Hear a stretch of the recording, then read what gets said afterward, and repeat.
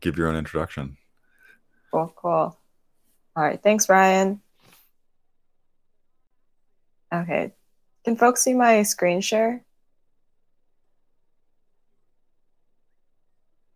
Okay, cool, thank you. All right, then I'll just get started. Hi, I'm Sohyeon, a PhD student at Northwestern University, where I'm part of the Community Data Science Collective, which is a kind of like funky little research group spread across multiple universities. And I do qualitative and computational social science research, generally centered around organizational and governance dynamics in online communities and spaces. I have like a two-screen setup, so it's going to look like I'm not looking at anyone because I'm looking at my other screen that doesn't have the camera, but I promise I'm paying attention. I'm like not looking at other stuff. Today I'm happy to be here and talk through some lessons on decentralized governance from online communities that, a very big body of research work has pointed to. And to do that, I'm going to be drawing on examples from my own work on Wikipedia and Reddit and Discord.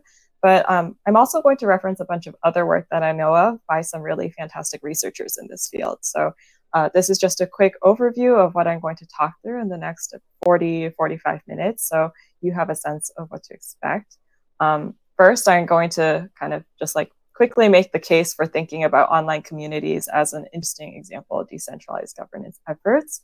And then I'm going to focus on two key aspects of governance. So first is rules and rulemaking, and the second is tools and technology. And throughout, my hope is to highlight some of the challenges and problems that these communities encounter, and also like kind of what research suggests we might do about it, right? And at the end, I'll end with what's hopefully like a quick, helpful summary of some key takeaways. And hopefully all this is interesting and useful for the sessions later today. All right, so first I'm just gonna jump into it and first just prime us to think about online communities as valuable examples of decentralized governance, because this is not necessarily obvious since, as we know, a lot of communities are actually hosted on these giant platforms run by big tech companies. And ultimately, the communities are kind of beholden to the choices that platform companies are making. But online community governance in practice is actually a substantially user and community-driven endeavor. So researchers have highlighted how platforms often rely on simple user-based mechanisms like reporting and flagging bad content, as well as like the volunteer labor of community moderation teams and leaders, et cetera, to handle the governance of discrete community spaces. So kind of said otherwise, a community and its members are really driving the management of content and contributions and behaviors in online communities. And this kind of relationship between communities and platforms has its pros and cons, which we can talk about later. But for now, keeping in mind that a lot of this governance work is happening at community and user levels, I think it's worth noting that the extent to which communities are operating is that they're really not operating in isolation, right? So communities are existing in relation to one another. And you can think of a platform hosting online communities as a kind of system. And researchers often call them social computing systems. And these systems have many communities within them, right? They're not necessarily parallel communities, but instead they're communities that are overlapping within each other, nested. It's like complex and interconnected, but generally distributed among the communities. And there is a postdoctoral scholar in my research group named Dr. Nathan Tiblantice, and he has a bunch of empirical work building towards a theory of an ecology of online communities. And he draws on a body of theoretical work from organizational studies called organizational ecology, which draws on ideas from biological ecology, actually. But basically, he's reasoning about how groups affect one another and what kinds of relationships they have with one another. So in other words, how do communities shape one another, right? And here on the slide, I'm showing two groups of subreddit communities on Reddit that have relationships among like the communities within their group. So one of the things that the postdoc, Dr. Tiblantice, has done is clustered subreddits based on overlaps in membership or topic. I can't remember exactly which one, but it's either membership or topic.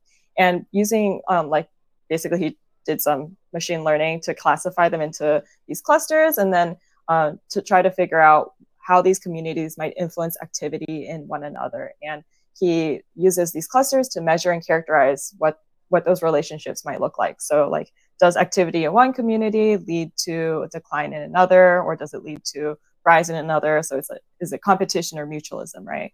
That kind of thing. But basically, when you have these communities existing in tandem with one another, shaping one another, et cetera, and we know already that a lot of governance is community-driven, you might start to see how communities actually exist in ecosystems of governance as well on these platforms. So to make this a little clearer, this is a figure from a paper from 2018. The researchers in this study also looked at Reddit, which just happens to be a popular site of study right now because of data availability. But anyways, they looked at the communities on Reddit and collected a massive amount of data about what got moderated and removed on those subreddits over the course of 10 months. And then they clustered the communities into groups based on how similar they were in what they decided to moderate or remove. And the figure on the slide shows some of the clusters that resulted. So here the different colors are a cluster. So green is one cluster. These communities are clustering or are moderating similar kinds of content. Yellow and blacks, similar case. And what this is showing ultimately is an ecosystem of governance norms across communities on Reddit. And one of the kind of like important takeaways of that study that have stuck with me is that there are different levels of norms that get represented in the data, right? So you have micro level norms specific to the communities, the meso level norms specific to the clusters or the groups of communities, and then macro level norms that are shared across the entire ecosystem here. And one of the things that these levels kind of start to really get at is the fact that there are multiple levels of governance at play in the decentralized way that online community governance happens. And this is like often a more accurate way of or model for thinking about how decentralized governance plays out in many other contexts. Like it's really never just like your decentralized set of groups governing in some distributed way, right? It's interacting with other things. And so the figure here on this slide is a fairly straightforward model from a paper that lays out the different levels of governance that occur on the ground when we really think about online community governance and its challenges. And so we know that there's some top level players here. So generally this is like the platform, which undeniably have some governing power, even if most of the actual work is being done at the middle level by like community managers, the moderation teams, et cetera. And then at the bottom are the end users, right? The individuals who might do like little things, reporting content, telling the community managers, yo, something is wrong. But I will note that in online communities, the governing capacity or the extent to which that average users might participate in governance work or these decision-making processes tends to be like pretty limited by any platform design choices or even like the organizational practices a community decides to do. And we'll see that in a bit. But this kind of tension you start to see across these levels here, like the power that platforms have, the labor that communities are doing, and then the limitations that individuals face, like start to present some interesting and important questions about accountability, autonomy, consistency, power, all that fun stuff, right? And these tensions, I think, are really reflective of broader questions of how we should think about what it means to distribute governing power. For example, if we're decentralizing governance, does that really mean that this like top level authority goes away? And maybe like at what cost? And that's something I hope we can try to think through in sessions. One other note before I move on is there's like a lot of lines here, right? And so this is really trying to show how like all these different levels do interact with each other, and decentralized systems are pretty complex in that sense, right? And something to keep in mind is that these are systems existing at really large scales, right? And scale is really not just a numbers consideration. When you start to scale up, it's a transformative process that fundamentally changes what certain processes mean as we abstract from like specific cases to more general principles. And these like abstractions allow for things to exist at scale, but it changes like how things play out and what it means to actually do something. For example, like when you have many different groups, you know, that might potentially interact with each other, with different norms and values, different ideas of how governance should work. Like, what does it mean to enforce a rule in one of those communities that exists in tandem with all the others? So kind of like said otherwise, I guess it would be that online communities really represent a particular example of decentralized efforts to govern at scale. And there are some higher level concerns coming out of it that we can learn from. But yeah, so I guess like the big question is, okay, online communities are like kind of decentralized. So do they succeed in being participatory in their governance work, right? At the overview, I said I would talk about rules and tools. So this part is the rules part. And I'm going to focus on rules because it is one of the most basic units of governance. The very general thing about rules is like, despite how boring they might seem, they really do matter, right? And in online settings, written rules really matter quite a bit because they become a central reference point for community members to gain a shared understanding of kind of what's acceptable behavior in the community. You know, in virtual spaces, there isn't a lot of tangible things. Sometimes the written thing is just the easiest thing to see.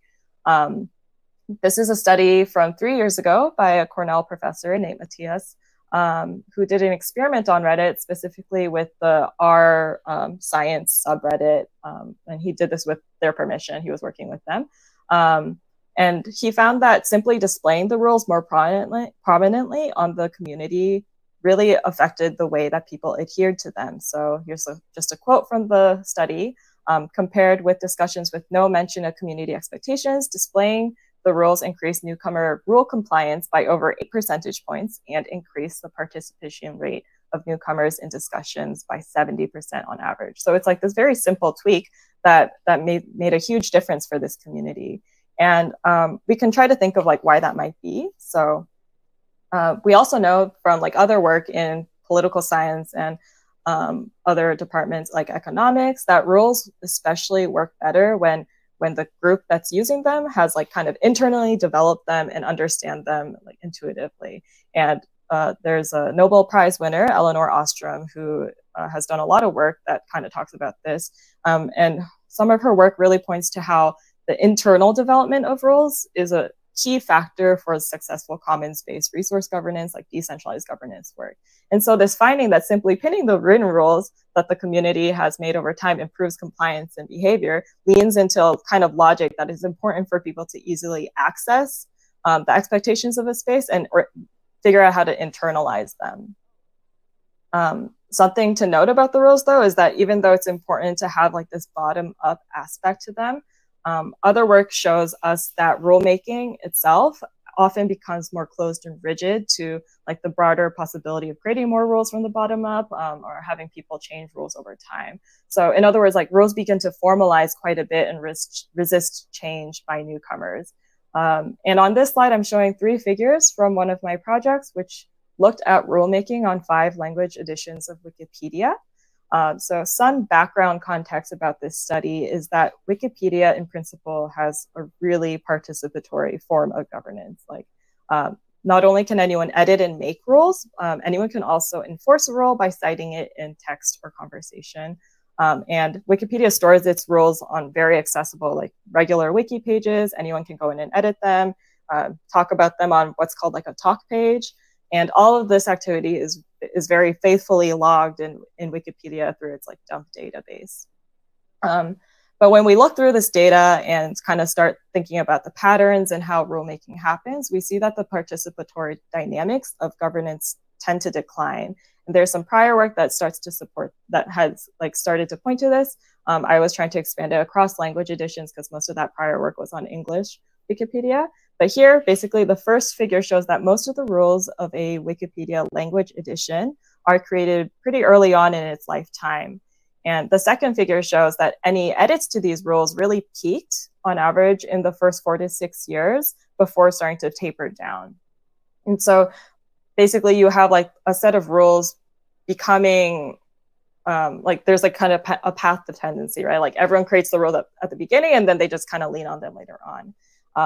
And then the third figure shows here the ratio of which the edits to the rules pages, to the rule pages were like actually editing the rule content versus making edits to the discussion page. So they're really just talking about the rules.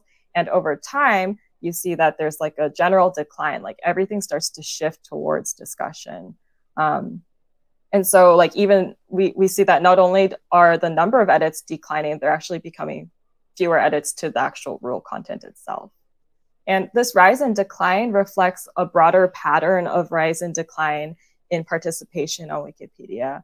And this here is from a paper on Wikipedia's like rise and decline. It's pretty well known in my area, and it shows like the very sharp growth of editors, and then it's kind of like downfall afterwards, or just like how it's really slowed down and starts going down.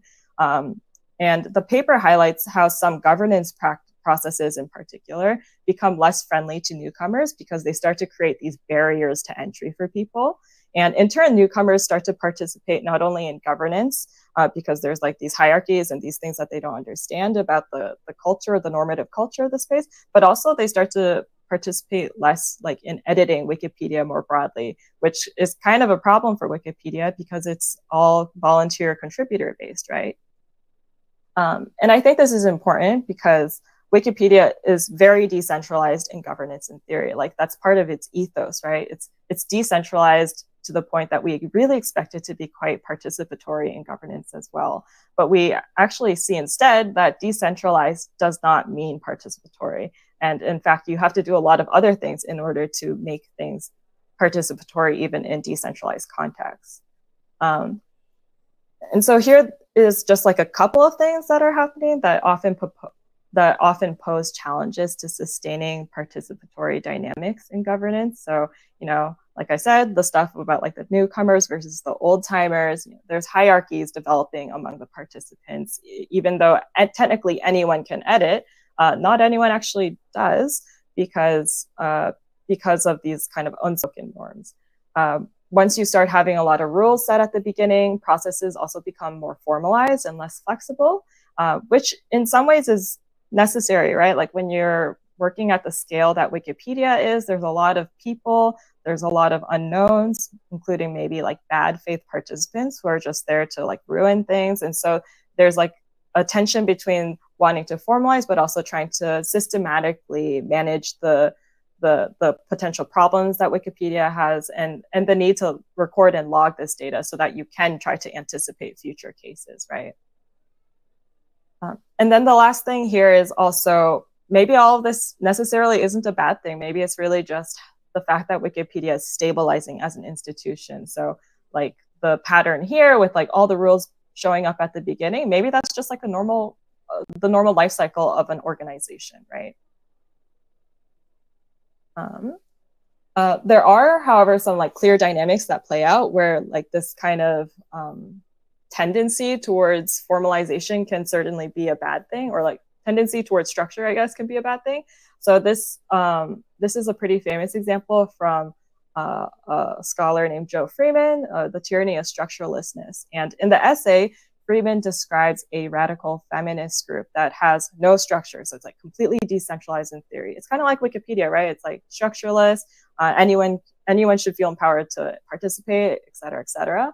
But she notes how people have like different amounts of social power, leverage, you know, hierarchies start to develop, and this like unspoken structure creeps back in, but because it doesn't get acknowledged, it causes a series of issues for the group. And in some ways, it's like even worse than having structure because like no one's willing to really talk about the structure either because they're dead set on saying that it's structureless, right?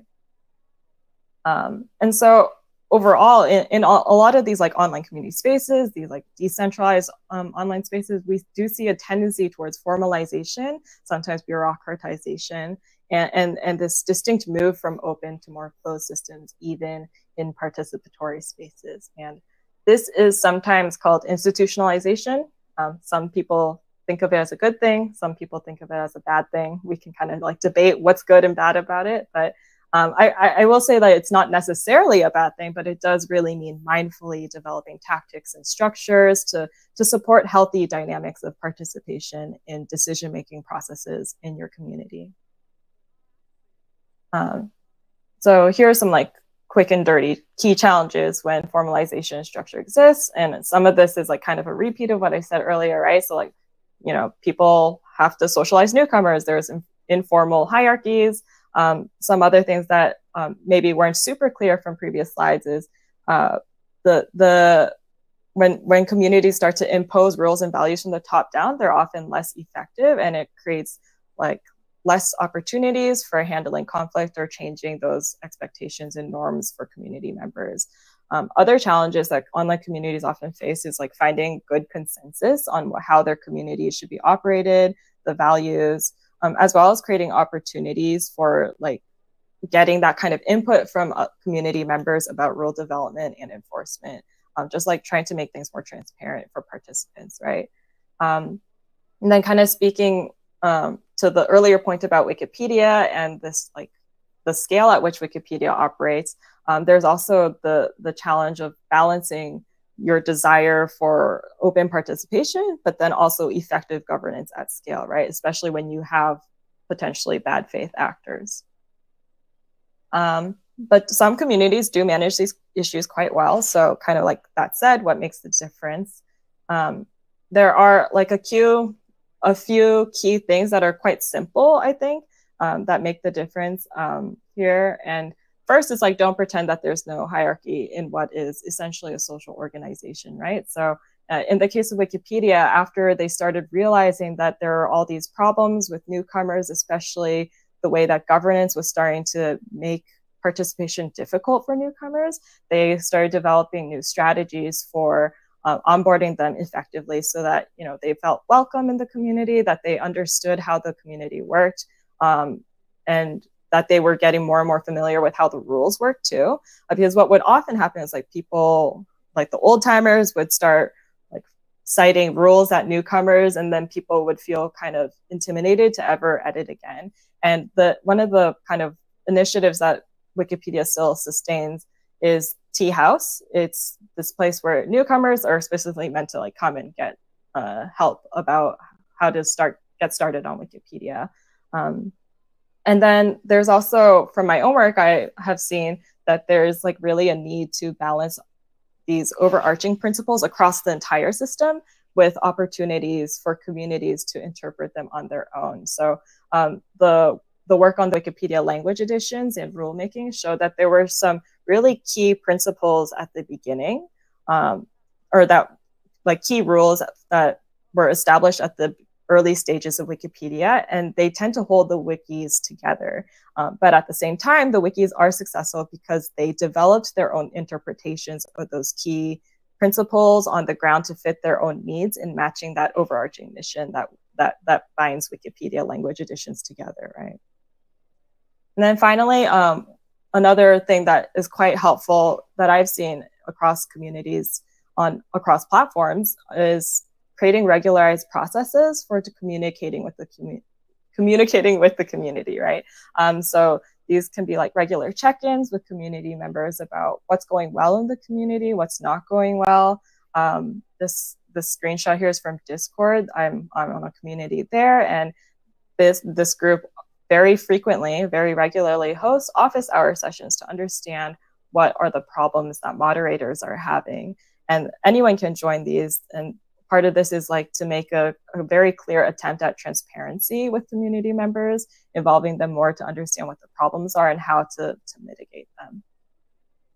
Yeah, I think I said kind of at the beginning of this slide, these are fairly obvious starter solutions and guidelines. I think that they're quite simple in a way, but they also suggest developing regular structures, or maybe more regular structures than some people might want at first, especially if your interest is in creating like this decentralized self-governing system, right?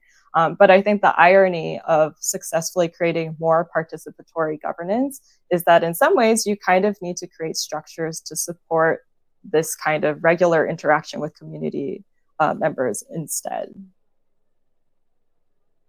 Yeah, because at the end of the day, governance doesn't really have like a magic social or technological solution, right? It's this ongoing process of maintenance, iteration, and dialogue. And that's why having those structures to create those opportunities for these things is really important. And it does involve like a lot of labor a lot of times. Like, I don't know if anyone here has seen it floating around on Twitter, but there was a study published last summer that tried to measure the monetary value of the kind of volunteer labor that content moderation teams are doing on Reddit. And it was a very conservative estimate at the time that people are putting into it, but the authors managed or kind of measured that to be about $3 million. And this is like a really, really, really conservative estimate, right? They emphasize how there's a lot of other invisible labor and work that doesn't get captured by the data that they were using. In some ways, it's $3 million of like the most visible. And so you can imagine that it's a lot more, it's worth a lot more to Reddit for the kind of work that these people are doing to govern their community spaces. Some questions to consider as we wrap up this part of the talk that might be useful for folks is just, I think, really a reflection of the things I talked about earlier. So like, how do newcomers to your community get to know the social and technological processes underpinning the space? And who gets to contribute? Are they really equal, or do they kind of have different weights and leverage in these processes?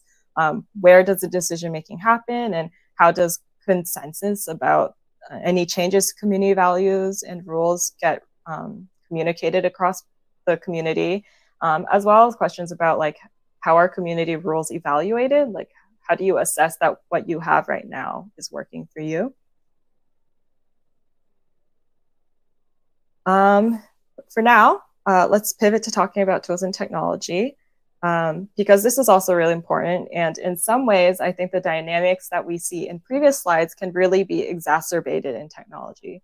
And primarily for this section, when I talk about tools and technology, I'm going to be really referencing bots, platform design algorithms, just more broadly speaking, like I guess various technical mechanisms that people use and build when we are looking at online communities.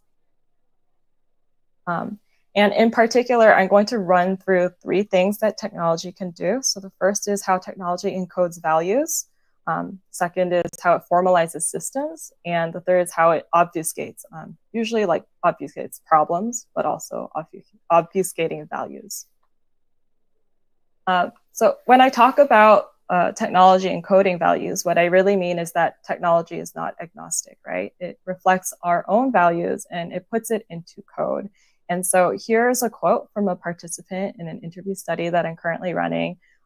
This person is a community manager of a Discord server community, and they got really involved with the design of a bot that they're using in their community. And just a side note here is one way that we see the technical side in community governance often in these spaces is the use of bots in communities, which are basically bits of code, sometimes long bits of code, but they're programmed to do things for people, usually things that happen a lot. So like catching the same problem over and over again, right? But this person said about the bot that they were really involved with, the bot comes with default rules that are generally applicable. You can just use these defaults and you don't have to make your own rules. You can also make a custom rule and disable the defaults, and it has its own suggested point value to weight each rule too. And so the participant was talking about how they had come up with a set of default rules that they felt mattered for Discord. And so the bot would just like come with them. So when other people use them, they can just use their defaults, right? And then going one step further, they even created a point system in the bot for how much minus points someone would get if they violate each rule. So like I'm using the bot to moderate what people are doing, and I'm keeping track of how many times someone violates the rules of my community. And this bot contains within it a point system to weight each rule for what I think matters, right? And the thing about defaults is that it makes it seem standard, right? So basically this bot designer and developer are making a claim through the bot for what they see as important for a server on Discord and how we should care about them. And I will say that this bot does get used pretty widely, so maybe it works well, but it is a value claim that they're making through the technology. More broadly, technology can encode values in kind of indirect ways. So there's a 2017 paper that makes a pretty good case of how the design choices of Reddit as a social computing platform, alongside the existing culture, like the existing internet culture that it started with, really allowed for rampant sexist and misogynistic movements to proliferate throughout it for quite some time. In particular, like the very rapid spread of non-consensual photos and the active harassment of women on the platform. And one of the things that they point to is this is because the algorithm that Reddit uses for its like karma and upvote system, as well as its content aggregation system, are really focused on values like attention and popularity, which totally makes sense for a tech company, right?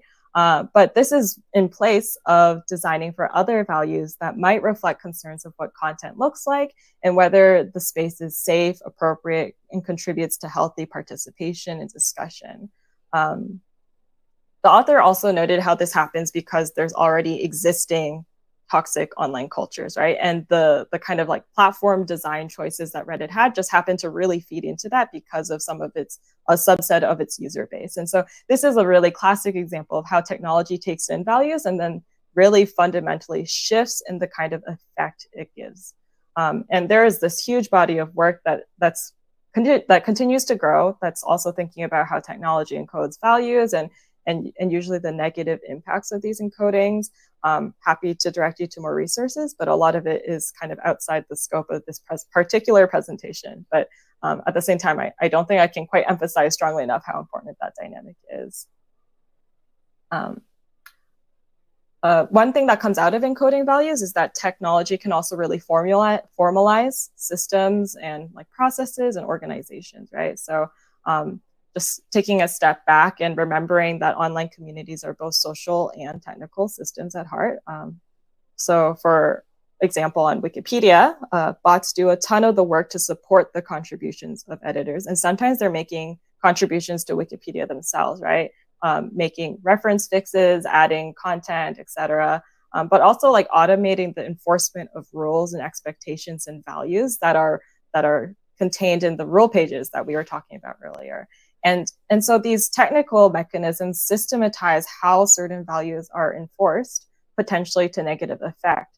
And a couple of papers by various people have noted how in the case of Wikipedia, the rise of this, what we call like algorithmic governance through bots is often to the detriment of newcomers, marginalized folks, people who are underrepresented. And it can significantly affect the kind of knowledge that gets created on Wikipedia.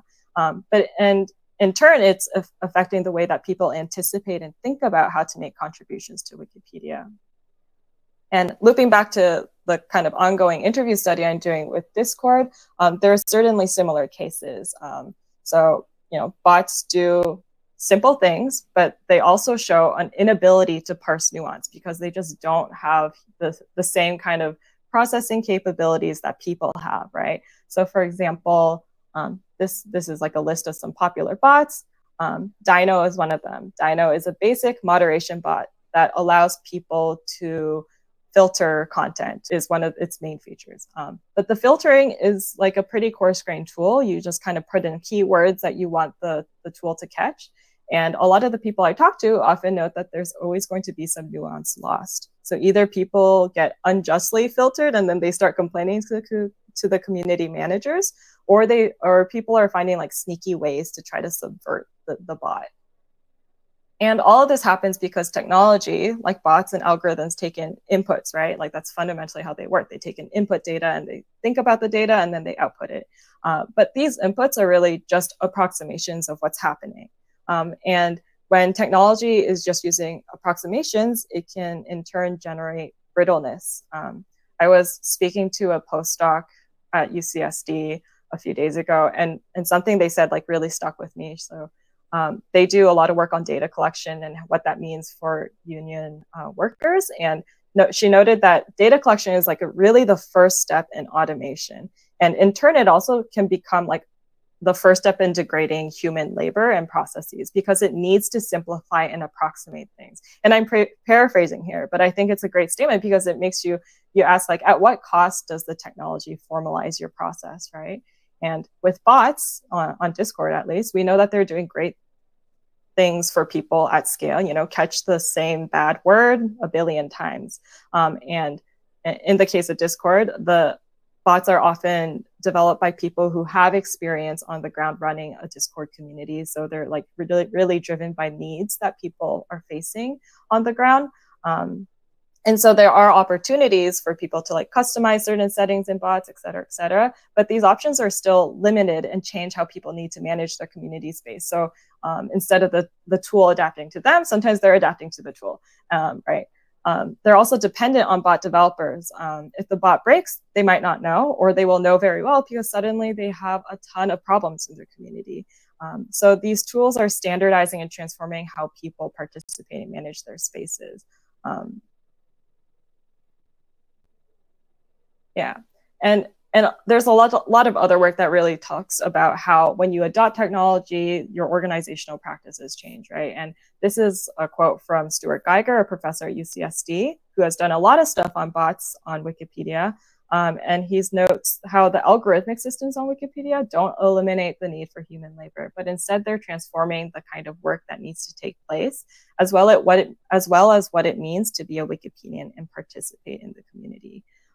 So we're really starting to see tensions between scale and need and participation and value.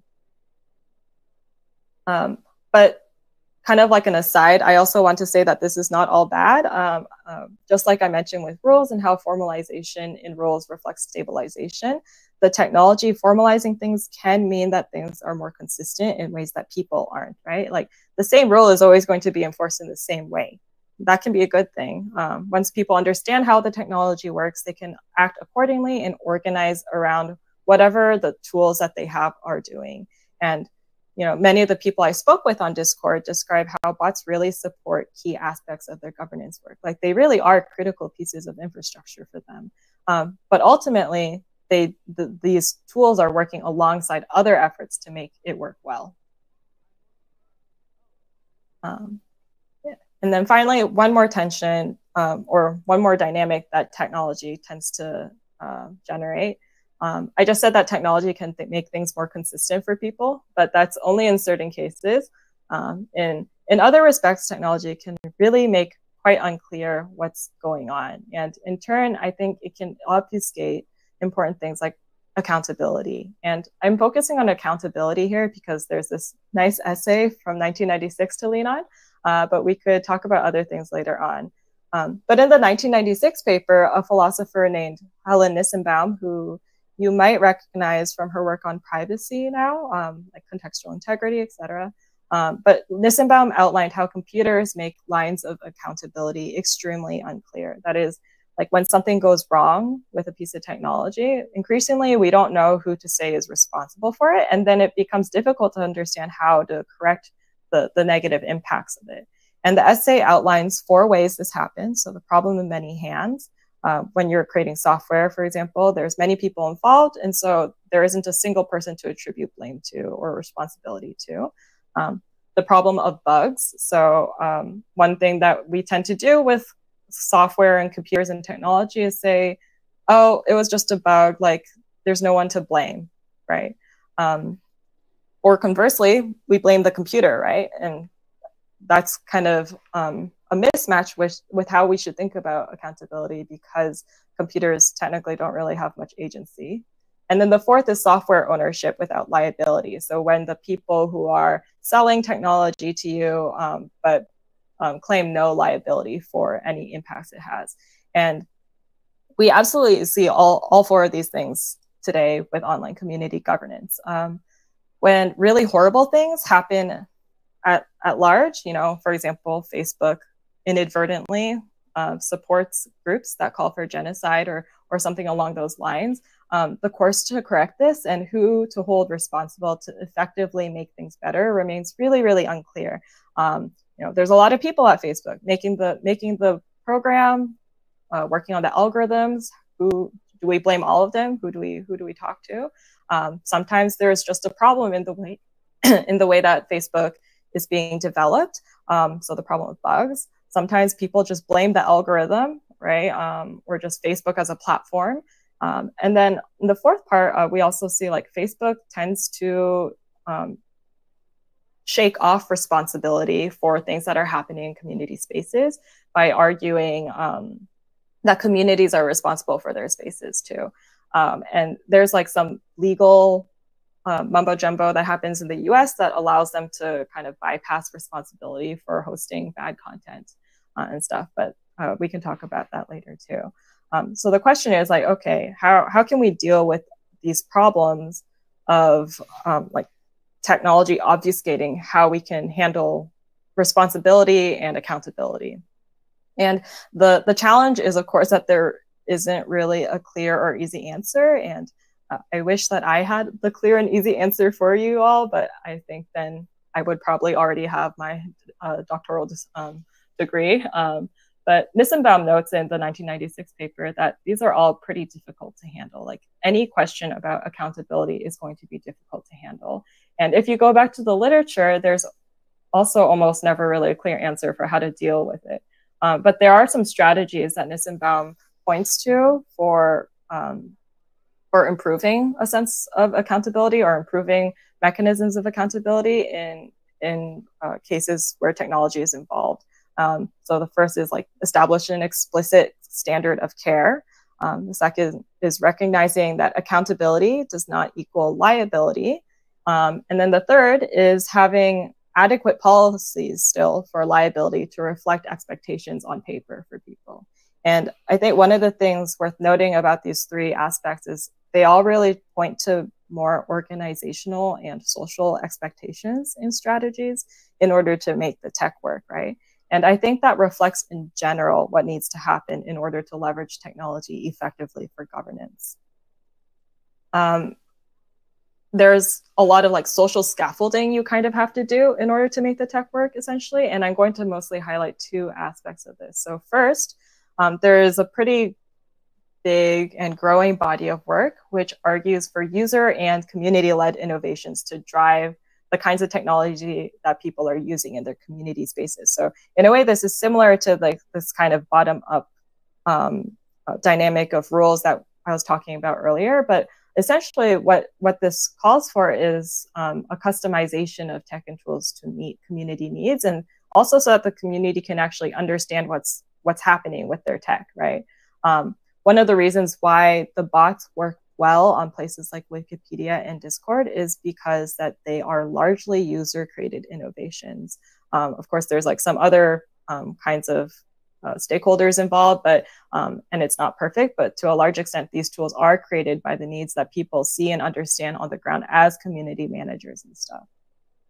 Also, places like Discord have like really flexible tools or really flexible options for developing these bots. And bots do a lot of different things. They can sometimes just log little bits of data for you. They can generate games for people to play with. They can be used to actively work to get people's input into things and scaffold participation in broader governance processes. So in one sense, the key barrier here is actually like accessibility. Not everyone knows how to make the bot that would work best for their community or do the specific kinds of participatory things that they want it to do, right? So that points to the second point here. It's not enough just to have customizable options or opportunities. It's critical to make these technologies transparent, responsive, adaptable, and I didn't put it on the slide, but also accessible, not just to like the moderation teams, but who's going to get affected by them, right? That the average users in the community. So there's like a series of things you could try to do to try to make these happen more. And I think this is all really to say that sufficiently and deliberately organizing around technologies is critical to their successful implementation. And the image I'm showing here is from the doctoral dissertation of Dr. Vera Kovanskaya's work on data in union movements. And I include it here because that work really highlights how the same kind of technological processes, here specifically like data collection and analysis, can be used for very different ends in organizing labor. So either to completely exploit workers or to really empower them to negotiate better terms and working conditions for themselves. And overall, I think that there's like an important lesson here that technology can't really be the solution. It can be part of your solution, right? And sometimes it's a really important and critical piece of your solution, but it doesn't stand alone. And here are, again, like before, some questions to consider when you think about technology and tools in a given community. So first, how does your community decide what to task to technologies and tools and why? What are the infrastructures that these tools are going to rely on and depend on? And how does that impact your use of it? Who's actually doing the kind of value to technology encoding, and how difficult is it to allow those values that your technology encodes to evolve? And finally, like, how do you understand and evaluate how the technology is performing in your community and what it actually is doing to your community. Like, do you have any structures in place to think about that critically for yourself? All right, so we're at the tail end now. So just to summarize really fast, here are like the three main concerns that I am hoping to highlight with this talk. So first, even open participatory visions of decentralized governance tend to move towards closed hierarchical systems. And second, by encoding, technology used to govern can be brittle and lack nuance. And so technology becomes a type of formalization, even as it feels dynamic.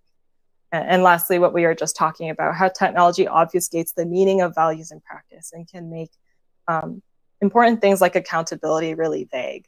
And to try to combat them, I've tried to highlight a few like of the calls that we're trying to make in research, like calls for iteration, consistent communication, maintenance, understanding that governance is a process that you really have to just keep working at.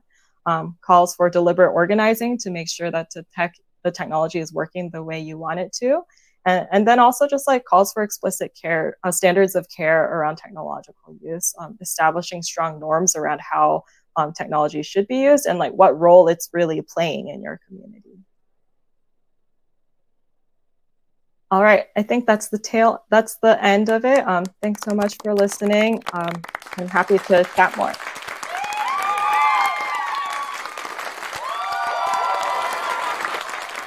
Thank you, Sohyeon.